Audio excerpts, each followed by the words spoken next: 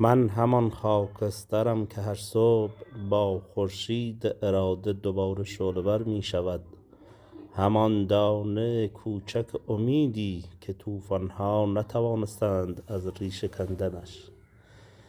باور کن گاهی زندگی مثل یک جنگل سرد میماند، جایی که مه تردید راهت را گم می کند و صدای پای شک از پشت سر می آید.